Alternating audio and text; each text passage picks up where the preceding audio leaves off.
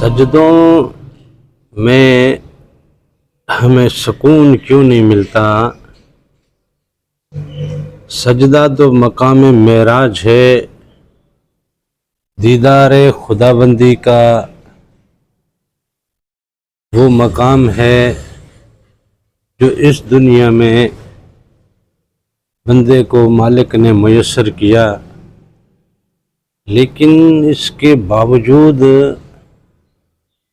ہمیں دیدار کی طلب کیوں نہیں ہے؟ ہمارے سجدوں میں وہ لطافتیں کیوں نہیں ہیں؟ ہمارے سجدوں میں وہ لذتیں کیوں نہیں ہیں؟ ہمارے سجدے ہمارے اندر کی دنیا کو بدلتے کیوں نہیں ہیں؟ ہمارے سجدے ہماری باہر کی دنیا کو بدلتے کیوں نہیں ہیں؟ ہمارے اندر اور باہر کی دنیا کا سارا راز ہمارے سجدے میں ہے، اور سجدہ ہمارا وہ سجدہ ہی نہیں کہ جس سجدے کو معراج حاصل ہو، اور جو سجدہ الصلاۃ و معراج المومنین کا سدرۃ المنتہا ہے۔ یہی وہ مقام ہے جہاں مالک اپنے بندے کو اپنا دیدار دیتا ہے۔ ہم نے اپنی پوری زندگی میں اس بات کا خیال ہی نہیں رکھا کہ یہ وہ مقام ہے جہاں سے دیدار ملے گا۔ معذرت کے ساتھ ہم لوگ اس چیز کا خیال نہیں رکھتے۔ ہم لوگوں نے کبھی بھی اپنا سجدہ اس نیت سے اور اس سوچ کے ساتھ کبھی ادا ہی نہیں کیا کہ مجھے مالک تیرا دیدار چاہیے۔ اپنے مالک کے دیدار کی طلب کے بغیر ایک رسمی سجدہ ادا کرنا اپنی لطافتیں اور لذتیں ہمیں کیسے چکھائے؟ ہم نے کبھی سجدے کو وہ اہمیت ہی نہیں دی۔ سجدے میں جاتے ہوئے کبھی ہماری انانیت ٹوٹی نہیں ہے۔ سجدے میں جاتے ہوئے کبھی ہماری کبریائی ٹوٹی نہیں ہے، ہمارا غرور ٹوٹا نہیں ہے، ہماری حشمتیں، ہماری طاقتیں، ہماری انانیت سجدے پہ جاتے ہوئے کبھی ٹوٹی نہیں ہے۔ جب انانیت ہی نہیں ٹوٹی تو یوں فلموں میں اور ڈراموں میں کتنی شادیاں ہوتی ہیں، تو کیا وہ شادیاں ہوتی ہیں کیا؟ وہ ایک ہی خاتون کتنوں کی بیوی بن کے پھر بھی کنواری کی کنواری رہتی ہے، اور سالوں بعد پتہ چلتا ہے کہ اب اس نے شادی کر لی ہے۔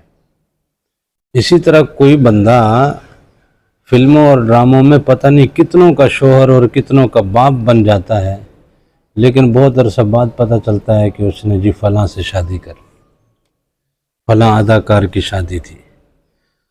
ہم لوگ سوائے اداکاری کے اور کچھ نہیں کر رہے۔ ہماری نماز اداکاری کی، ہمارا روزہ اداکاری کا، ہمارا سجدہ اداکاری کا۔ اداکاری کے سجدے میں حقیقت نہیں ہوتی۔ ہم نے حقیقی سجدہ ہی ادا نہیں کیا، کبھی سجدے کی حقیقت کو جانا ہی نہیں ہے، کبھی سجدے کے سرور کا ہم نے اندازہ ہی نہیں کیا۔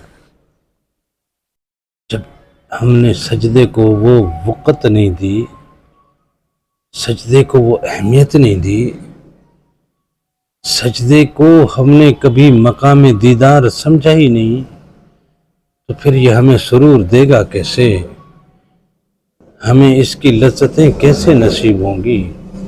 ہمیں اس کی لطافتیں کیوں کر نصیب ہوں گی؟ اور یہی وجہ ہے کہ آج تک ہمیں دیدار خداوندی ملا بھی نہیں ہے۔ ہمیں تو بس یہ کہا گیا ہے کہ یہ نماز ہے اور یہ پڑھنی ہے، بس، اور یہ پڑھنی ہے، یہ پڑھیں گے آپ کو جنت ملے گی، جب جنت ملے گی تو وہاں دیدار ہو۔ وہ معراج المومنین کہاں ہے؟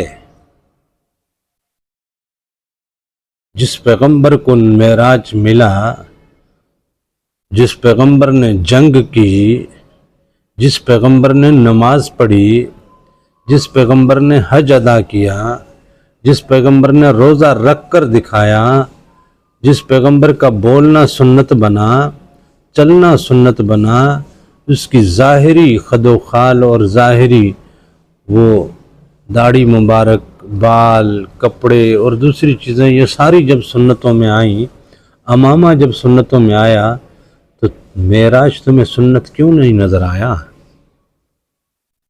معراج بھی تو نبی کی سنت ہے، اور مومن کے اوپر لازم ہے کہ اپنے نبی کی سنت ادا کرے، اور وہ سنت ادا کرنے کے لیے ہم نے کبھی اس کو مقام معراج، مقام دیدار اور سدرۃ المنتہا کا عروج سمجھا ہی نہیں۔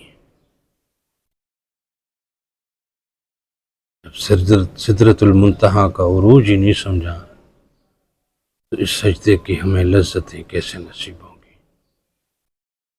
وہ جو سجدے میں سر کٹا گیا، وہ جو سجدے میں اپنی زندگی لٹا گیا، وہ جو سجدے میں اسلام کو زندہ کر گیا، وہ جو سجدے میں کلمے کو قائم کر گیا، وہ جو سجدے میں قیامت تک کی ایک داستان رقم کر گیا، کیا سچ میں ہم اس کے پیروکار ہیں؟ کیا ہم سچ میں عاشق حسین ہیں؟ کیا ہم سچ میں عاشق رسول ہیں؟ کیا ہمیں سچ میں رب کی بندگی کرنی ہوتی ہے؟ کیا حقیقت میں ہم بندگی کے اس خیال کو، اس تصور کو رکھ کے ہم کبھی نماز میں گئے ہیں؟ اور اگر اس تصور کو لے کے ہم نماز میں گئے ہوتے نا، تو یہ آج کل جو مسجدوں میں کرسیاں رکھی ہوئی ہیں نا، یہ نہ ہوتی۔ درد کیسا بھی ہو، کس نے دیا؟ وہ درد مٹانے والا بھی تو وہی ہے نا، اس کے حضور سجدہ تو کر اور مانگ اس سے شفا، تو دیتا کیسے نہیں ہے؟ لیکن بات یہ ہے کہ سجدہ اس نوعیت کا ہونا چاہیے، اس عشق کا ہونا چاہیے، اس محبت سے ہونا چاہیے، اس چاہت سے ہونا چاہیے، اس تڑپ سے وہ سجدہ ہونا چاہیے۔ اور اگر سجدہ اس تڑپ کا ہے، اس چاہت کا ہے، اس محبت اور عشق سے سجدہ ادا کیا ہے، تو سجدے کی لطافتیں ملتی ہیں، سجدے میں وہ لذتیں ملتی ہیں، سجدے میں شفا ملتی ہے، سجدے میں دیدار ملتا ہے۔